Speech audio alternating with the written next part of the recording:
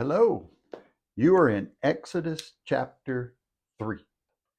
I know that you blew through Genesis. It was so easy. You understood every bit of it, that you've gone back and read it a couple of times now.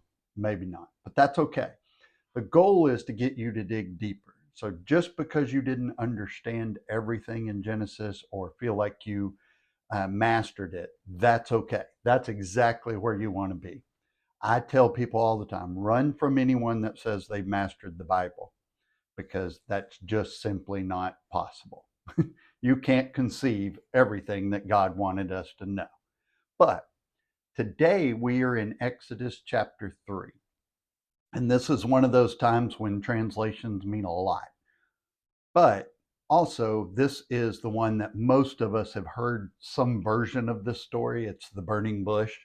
Um, and so we're going to jump into that. I'm going to read from the Complete Jewish Bible because it does a lot better job. And we're going to start to get into some of this where they translated God's name to Lord, or they just replaced every instance of his name or a reference to him as Lord. And so we always just kind of throw Jesus in there. Anytime we see Lord, we throw Jesus in there. But if you've never really studied the Bible or Middle Eastern kind of culture, you may not know that the Lord or Lord is a similar to us saying sir. Uh, it is not always a reference, it's very rarely actually a reference to the Messiah, as much as it is a way for the people who edited the Bible and translated the Bible to push it more towards Jesus, Jesus, Jesus, and take God out of it.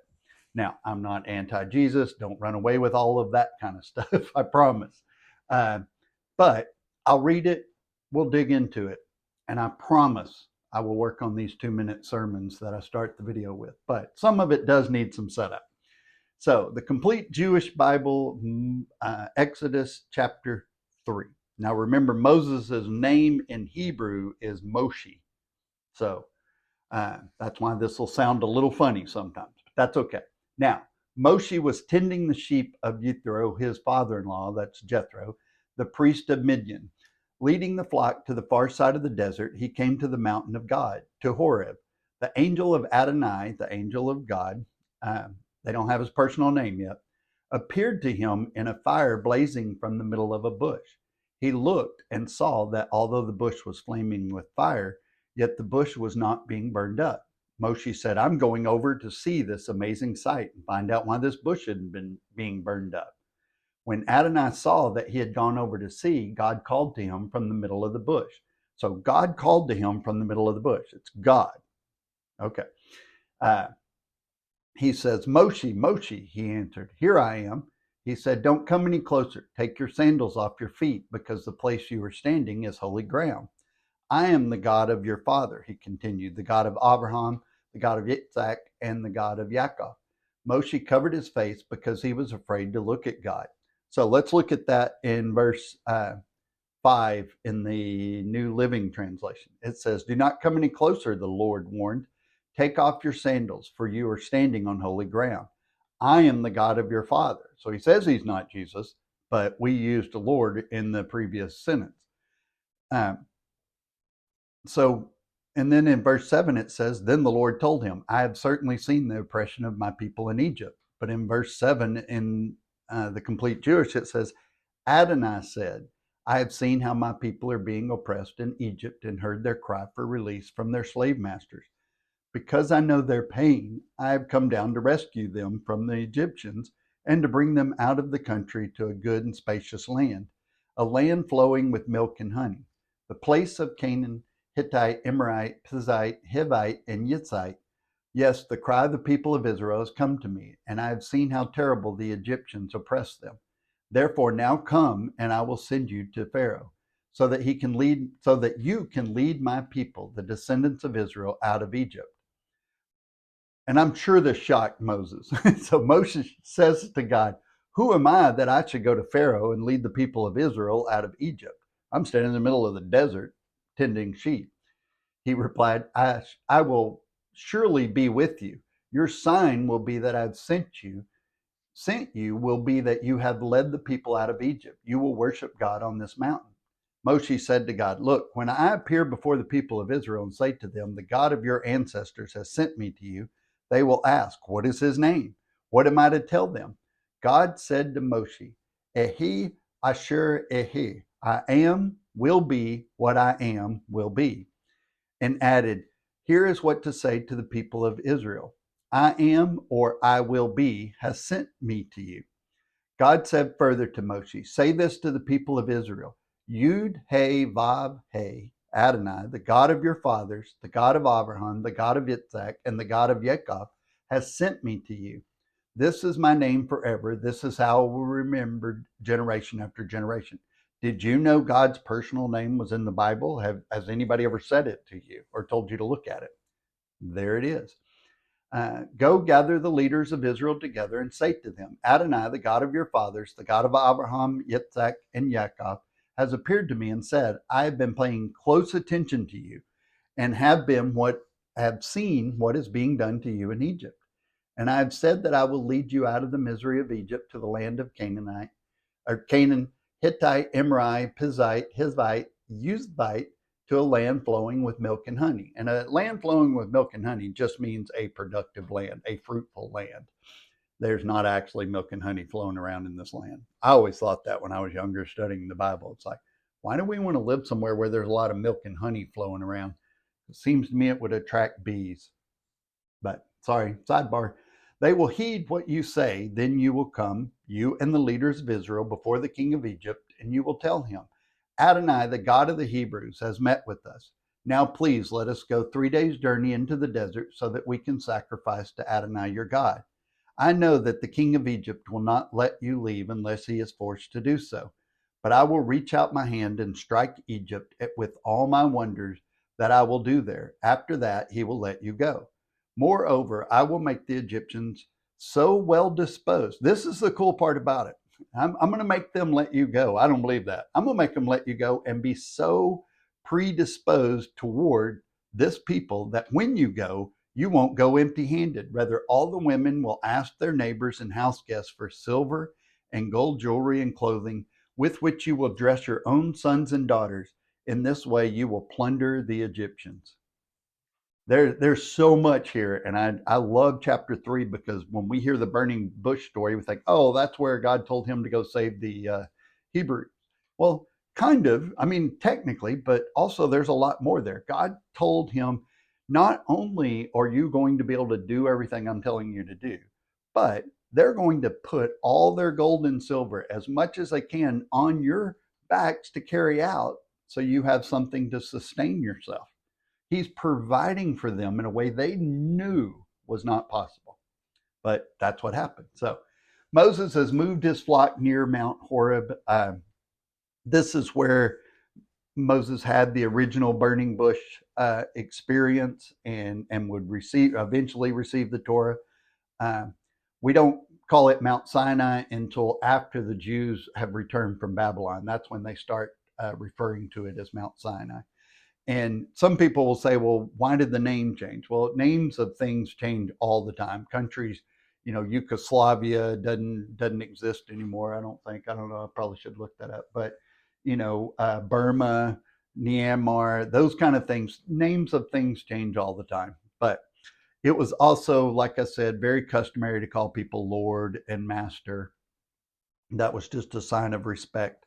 But Yehovah or Yahweh is the personal name of God, or Yud He Vahe, depending on how you want to pronounce it. Now, we've lost some pronunciation because the Jews started a tradition of not saying God's formal name, not pronouncing it. So, or they would say it, but they wouldn't write it. So there were no vowels. So we're not positive of the pronunciation, but most people agree it's either Yehovah, Yahweh, or Yud He Vahe, some variation of that. And the reason I say that because God is an office. It's like pastor or doctor or accountant. It doesn't tell you who that is. It just tells you the position they hold. So there's lots of false gods. So they believed in a lot of gods. So using the name really made it which God you're talking about. So why is it holy ground? Because God is there. You know, it's holy because he says it's holy. We don't get to make things holy. God says he is the God of Moses' father, all the patriarchs, and that connects it for him. So it will all be related to the Abrahamic covenant, the covenant with Abraham. So this land, Canaan, it's occupied by a bunch of different people, kind of a conglomerate of people. It's primarily the Canaanites. That's why it's called Canaan. But those were the descendants of Ham, the grandson of Noah. But this is also the cursed line of people. And we see that all lining up. So when we heard about Moses' grandson being cursed, that seemed strange. And we focused on the fact, why would you curse someone's son rather than them for something they did? And part of that is setting this up. So we see the connection to the Canaanite people and how Ham affected that by his actions. So verse 8 mentions 4 other people groups in the land, but they were basically smaller groups of people in this particular area. Now, the Hittites at one time formed a large empire. They occupied an area in Turkey, Syria, and Lebanon. The Jebusites occupied and built the city that would eventually be known as Jerusalem. So that's the reason it's called Jerusalem, is that it was originally named that. So an extended period of silence is a major ingredient in God's process. And if you're like me, that is one of the least favorable parts of God. In my selfish human nature is I don't want patience, I want now. But silence is some major component of how he teaches us. So his preparation of us takes moments of silence, the cooking, the baking kind of process, you know. So as we read, we're going to see just how highly God thought of Moses. Moses is going to be elevated in your opinion way more than you think of him now. He was way more instrumental than we thought. In fact, we're going to see that he is a shadow and a type of the Messiah. Only 2 individuals have ever been mediators, Moses and Jesus. Those are the only 2. So we're going to get into some of that too. So he calls Moses his instrument of deliverance. He's using Moses to accomplish all of this. So the way this call occurs is a pattern for the way God will commission all of his prophets. And this is really important because I had somebody tell me once, I want to be a prophet. Like, read the Bible. It did not work out for the prophets at all. And also, every prophet called is called by God. He doesn't take resumes. You can't apply for the job. But also, one of the main attributes of being a prophet of God is the resistance to the call. If you wanted the job, you would be insane because it's going to end badly for you. So we shouldn't have that desire to do that kind of thing. And if God calls us to it, we lean into it, we go through it, and we do it. But it's also that God initiates the contact. Moses didn't reach out to him. You know, the prophets didn't reach out to be prophets. God reaches out to them. So the one chosen is either reluctant or flat out refuses the call. I did that. I didn't want to go into ministry. It wasn't the fun thing or the best thing, I thought. So but being reluctant seems to be a precondition. It'd be great if we were obedient instantly, but if you read the Bible through, every prophet at some point resisted the call. None better than Jonah, but they all resisted at some point. And third, the prophet is to return to society, you know, or wherever God sends him without concern for the opposition. How many of us is like, well, I can't do that because people will yell at me or people will call me names. God doesn't want people who are scared of people. He wants people who fear him and are obedient to him. So likely the prophet will never achieve even a modest amount of respect or ever see what has been told by God come true. Overwhelmingly, they either die or are just flat out persecuted the entire end of their life, but they never get to see what God told them would actually happen. So if you're feeling like God's told you something and it's not coming true or it's not happening on your timetable, That's okay. That's where God wants you. It's totally where he wants you to be. So God wants someone who doesn't consider themselves worthy too. And it's not self-deprecating as much as it is, I'm not worthy to be called by God. I do not think I am, but he called me. So I should be obedient to it. Um, and he usually doesn't call people of great power and prestige, but he does call us to stand up to great power and prestige. That's really important. Likely the prophet, if God doesn't do it all, it can't happen. I mean, think about this. He's going to tell a bunch of slaves to follow him out and not die. That's a hard message. If I invite everybody to Six Flags, nobody's going to resist me probably. But if I invite you to cross through the ocean, you might resist me a little bit. So, and if you think you might make a good prophet, you're probably disqualified because you shouldn't feel worthy. Especially if you desire to be popular or liked. Not going to happen. It's our duty to carefully examine those who profess to speak for God too. This is why I'm doing this class. I want you to know the Bible. So every teacher, pastor, priest, everyone you run into that says God says this, you'll be able to check it. Otherwise, you might just respect the person enough to believe it. I've done that. I've spoken what I thought God meant, and I wasn't right. And I've had to go back and correct a lot of that. A lot of teachers have to do that because maybe we didn't study the way we should have studied, or God didn't reveal it the way we wanted him to, or the way we thought he did. Always study God's word. That's how you understand truth versus not truth. So I'm preachy today. So Moses says in verse 13, the people will want to know God's name. The Israelites had 4 centuries of living in pagan worship of the Egyptians. So they're going to want to know, what God are we worshiping? In perspective, the United States has not been around for 3 centuries. These Hebrews were there for 400 years. I think they all started acting like Egyptians. Wouldn't you? Once you live somewhere for 400 years, you already act like an American, and you've only lived here for however many years you've lived here. But you do it because that's the way your parents raised you, just like these parents did in Egypt. So God gave Moses a name that indicated his characteristics too. This is not God's personal name whenever he's giving attributes. But in verse 15, I believe God gave us that name, those attributes, because we couldn't grasp the whole concept. But that's all we have.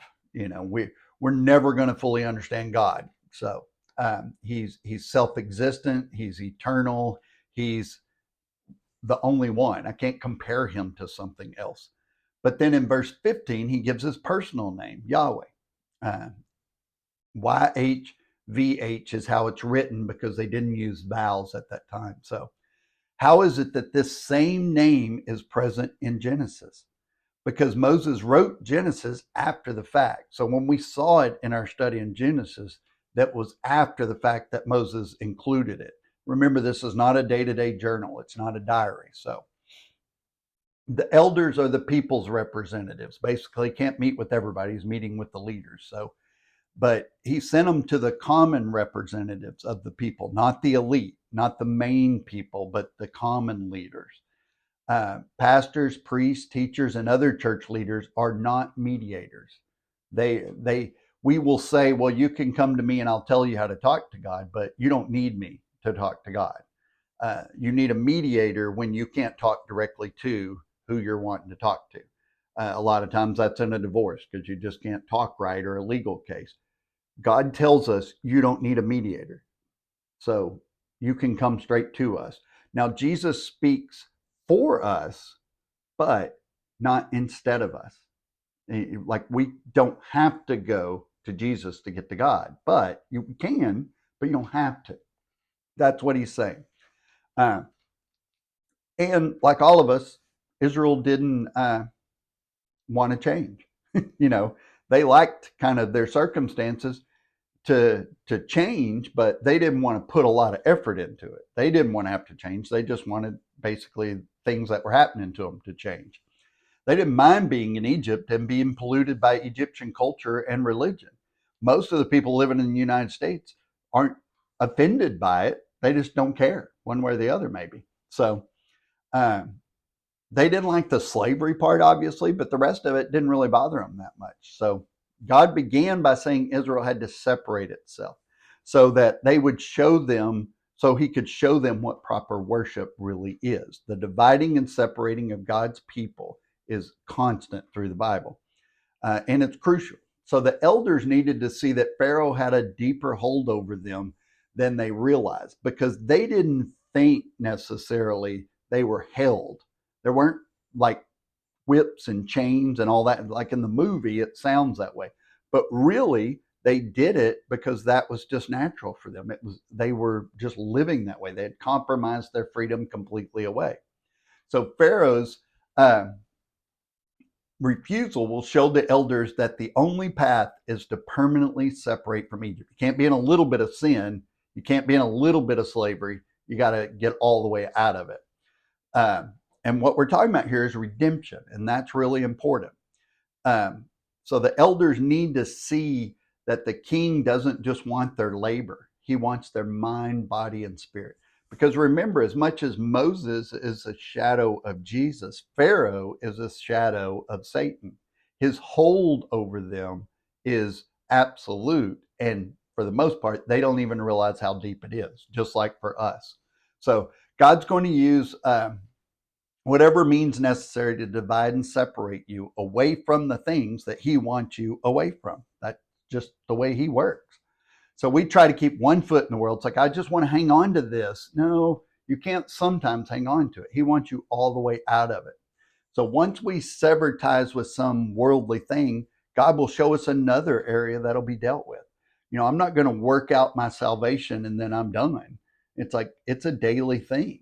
I'm always asking God to search my heart to find what I need to get rid of. So at the end of chapter 3, God gives Moses a prophecy with a command.